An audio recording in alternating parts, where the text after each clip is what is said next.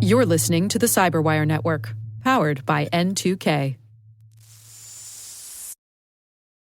Do you know how the space and cybersecurity domains connect? T-Minus Space Cyber Briefing is your guide through the space-based systems that expand the attack surface. I'm Maria Varmazis, host here at N2K Cyberwire, and I'm excited to share that T-Minus is back, now as a weekly podcast, the T-Minus Space Cyber Briefing. We have a new dedicated focus on two great things that are even better together, space and cybersecurity. Because whether we realize it or not, we all depend on space-based systems that are, by the way, increasingly internet-enabled. We're talking cybersecurity technologies, policies, and organizations that are securing the critical space-based infrastructure that powers, protects, and connects our lives here on Earth. So join me for T-Minus Space Cyber Briefing, new episodes every Sunday.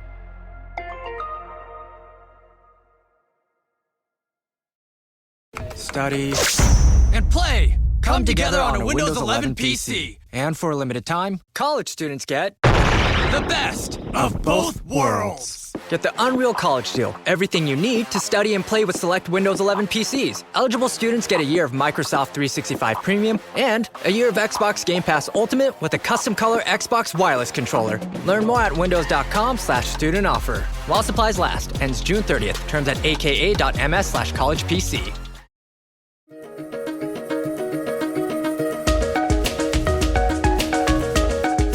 Hello, everyone, and welcome to the CyberWire's Research Saturday. I'm Dave Bittner, and this is our weekly conversation with researchers and analysts tracking down the threats and vulnerabilities, solving some of the hard problems, and protecting ourselves in a rapidly evolving cyberspace.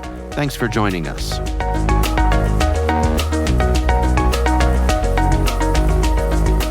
It's a Trojan, which is dropping additional malware into the system. So it's a kind of, entrance point to the infected system and allows malware authors to drop additional malware. In this specific case that we detected, it's the Rhodomantis info stealer to collect, sensitive data by hiding it inside what looks like an AI agent skill coming from a legitimate developer tool, OpenClaw.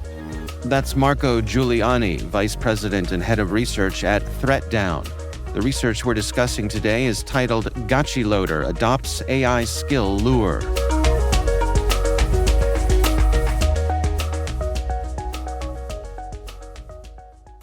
Well, the research describes AI agent skills as a new lure. What makes that such an effective delivery mechanism? Oh, that's actually the key point.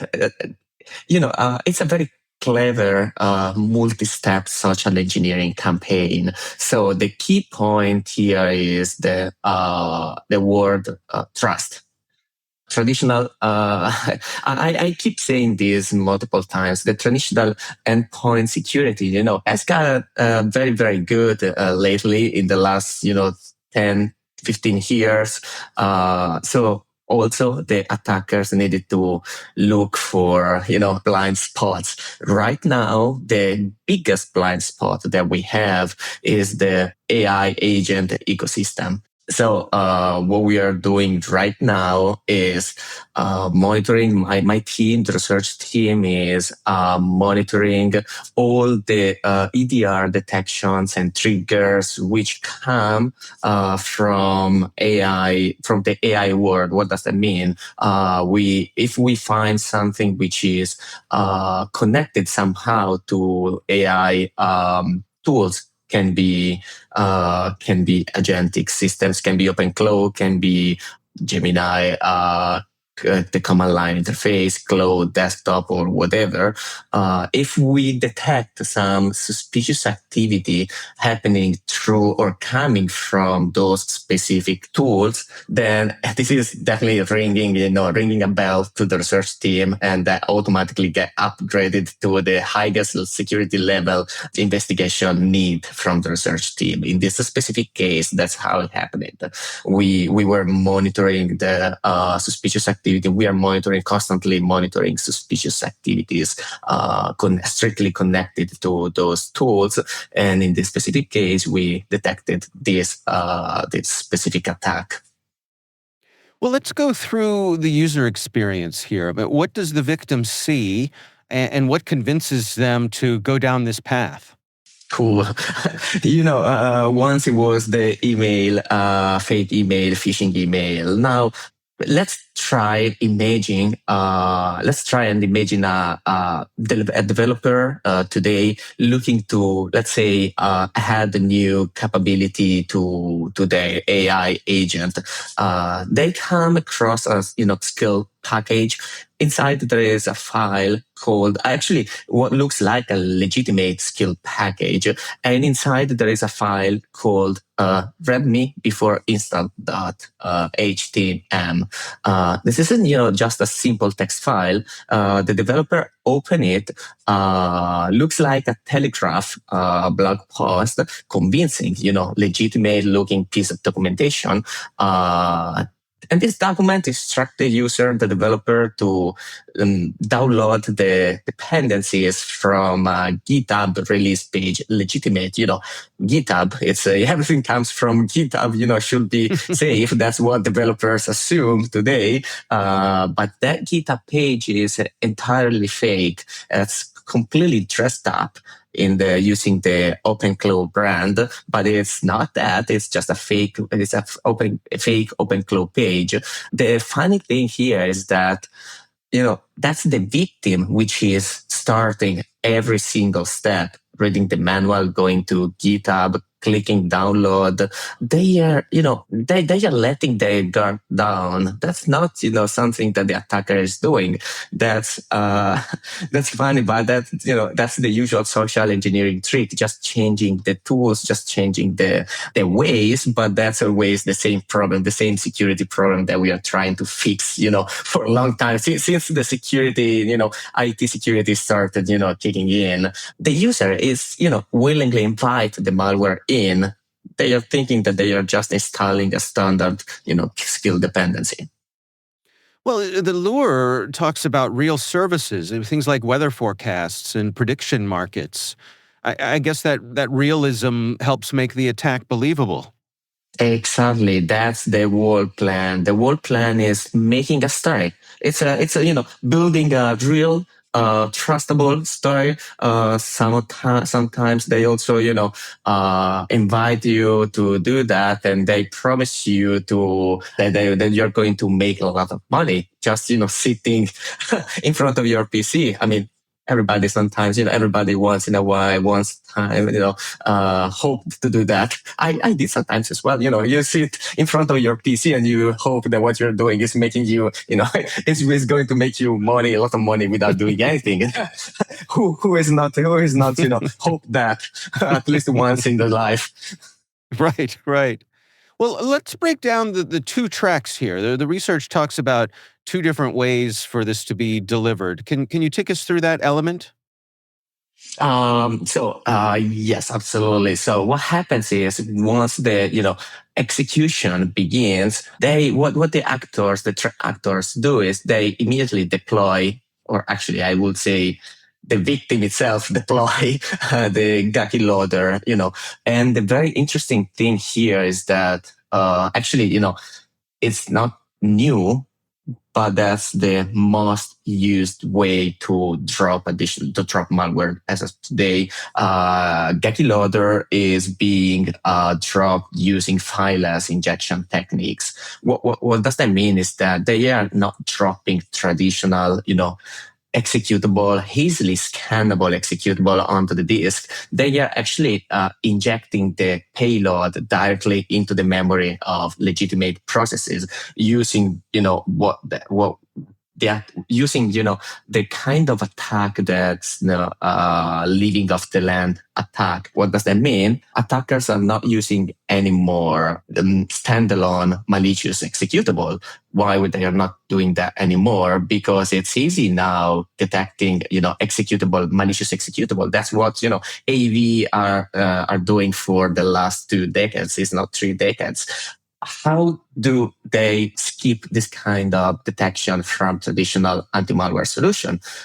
By using legitimate tools, abusing legitimate tools, let's say Python scripts, let's say every interpreter, PowerShell, or whatever.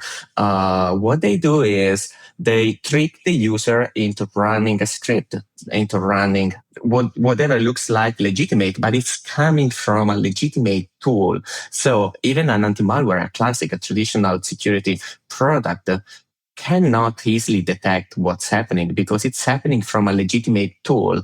And this makes incredibly stealthy attack and hard for the classic AV to catch. And that's the first part, how it gets installed into the system. What's the really fascinating part, I would say, is the command and control infrastructure that Gatekeeper has set up. Usually, what's the command and control? It's basically the server, the centralized server that the malware is connecting to receive commands, the next steps that it needs to execute. How usually that get blocked by anti-malware or security companies, security products, or also law enforcement. They go to the server, they go to the ISP, they block the connection to that specific IP, blacklist the IP, they get the server down, and that's how usually a command and control infrastructure is disabled, is switched off, turned off. That's not for Gatekeeper because they are now utilizing a blockchain-based command and control mechanism. That's really fascinating from my point of view, because right now they are hosting their communication pathways on decentralized blockchain network. And by doing so, the infrastructure becomes highly resilient for defenders, for AV companies, security companies. It's incredibly difficult to simply, take down a server as it was as it was before. And the combination of fileless execution locally on the system, on the infected system, and the decentralized command and control, which is basically distributed globally across the whole world, it's a tremendous, and dangerous mix that can, ultimately. In this specific case, ultimately drops the Ramadan disinfo stealer to steal credential and sensitive data, but in the end makes this combination extremely resilient against security product and also for law enforcement to take them down.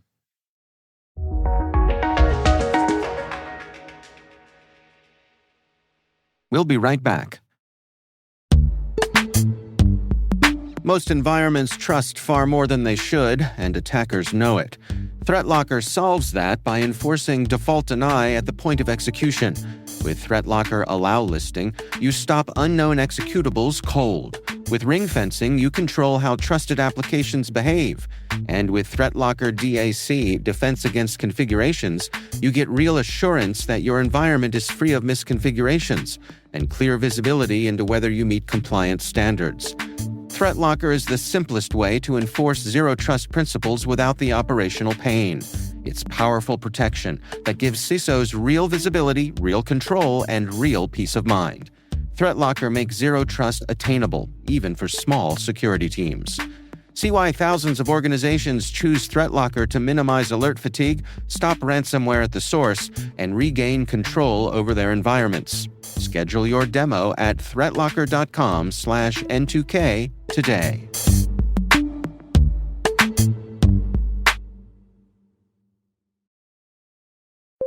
When you need to build up your team to handle the growing chaos at work, use Indeed Sponsored Jobs. It gives your job post the boost it needs to be seen and helps reach people with the right skills, certifications, and more. Spend less time searching and more time actually interviewing candidates who check all your boxes. Listeners of this show will get a $75 sponsored job credit at Indeed.com/podcast. That's Indeed.com/podcast. Terms and conditions apply. Need a hiring hero? This is a job for Indeed Sponsored Jobs.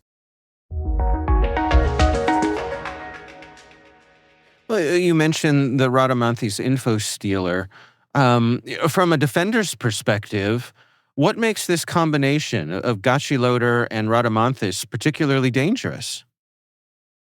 As I said, security product AV, they are not the classic security products are not able to see this attack. They cannot find anything running on the system because it's everything running in memory. They cannot detect the eventual command and control connection because they are not connecting through classic IPs. So they are completely the security product is completely blind to this attack, and this allows attackers to do whatever they want.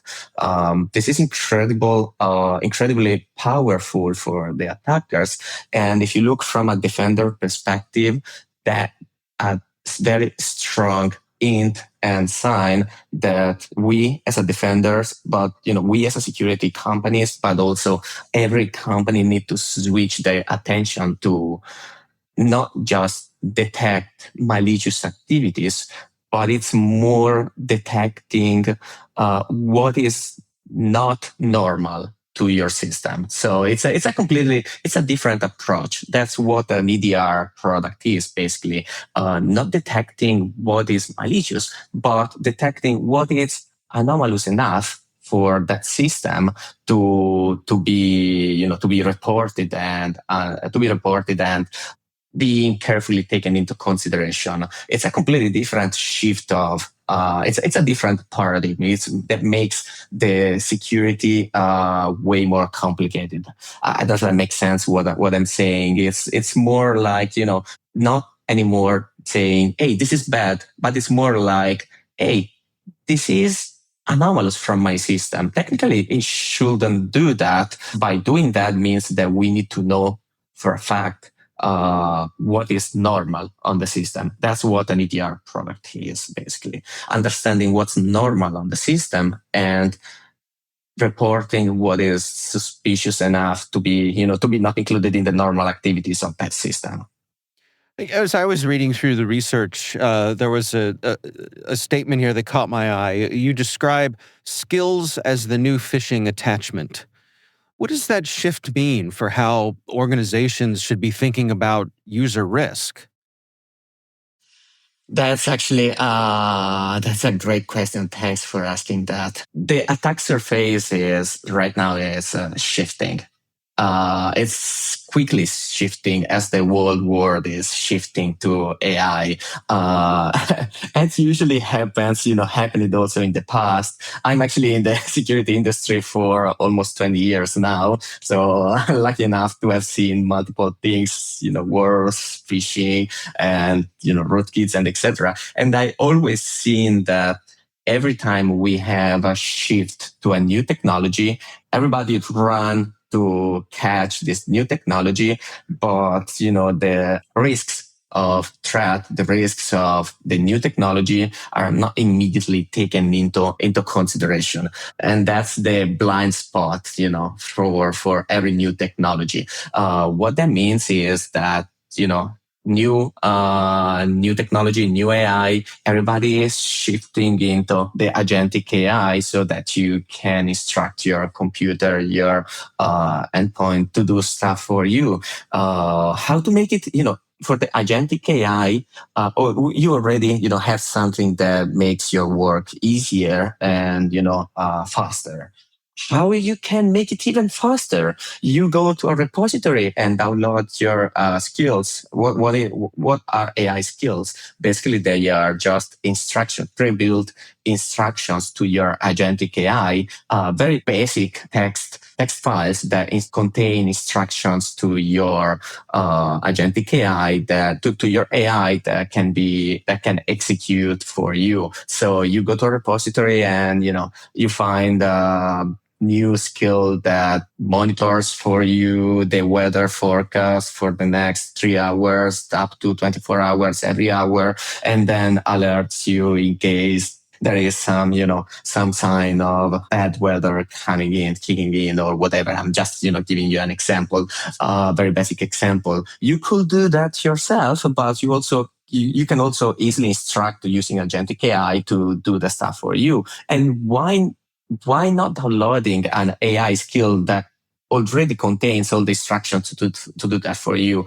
So companies are looking into this new world more and more. And the problem is that there's no way right now to vouch the skills that you are downloading. That's probably the biggest risk that the companies are missing. The people using AI, companies are risking more. So they think that, you can monitor downloads from specific websites. You have a firewall, you have whatever, you're monitoring phishing websites, but you're still not considering that AI skills repositories can be a vector to introduce malware. So AI skills are just, text files that can be used on the your AI desktop software.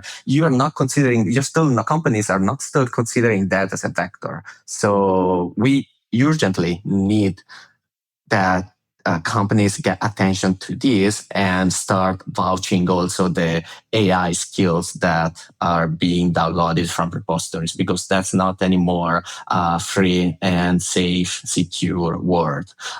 Just to give you a basic example, one of the AI skills that we detected, malicious AI skills, and that's outside of the research that we are discussing right now. Just, as a just telling you this story, one of the AI skills, the malicious AI skills that we detected was very funny, because you downloaded it and you also started looking at the text file inside the skill, and it was a perfectly legitimate skill. So we started looking into this, because we got our automated systems reported this skill as potentially malicious. So we started to manually looking at the AI skill, my team, and look at that and say, in the beginning, the text was completely safe. Just, very, very, very safe instructions. They were doing what the AI skill was supposed to do. And so, even for the basic people, the basic user that wants to check what the AI skill is doing, they would have bypassed every kind of simple check. At some point, at the very, very, very end of the text of the skill, there was one command telling the AI to completely forget what was being said since the beginning of the text file and execute what was going to happen, what was written after that. And everything was written in non-English language. I don't remember if it was Chinese or Russian, or anyway, it was some, or Japanese. I don't remember exactly what language was that. And, that was going to bypass every simple check from every customer, every user, average user looking at that. So, sorry, that was a very long description to tell you that this is incredibly risky world right now that we need to immediately take action on.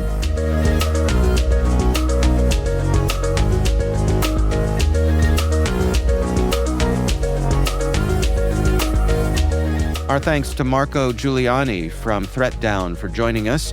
The research is titled Gotchi Loader Adopts AI Skill Lure.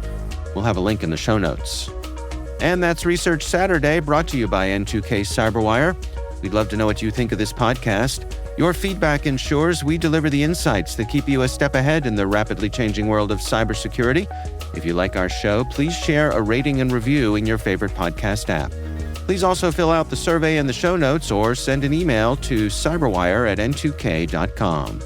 This episode is produced by Liz Stokes. We're mixed by Elliot Peltzman and Trey Hester. Our executive producer is Jennifer Iben. Peter Kilpie is our publisher, and I'm Dave Bittner. Thanks for listening. We'll see you back here next time.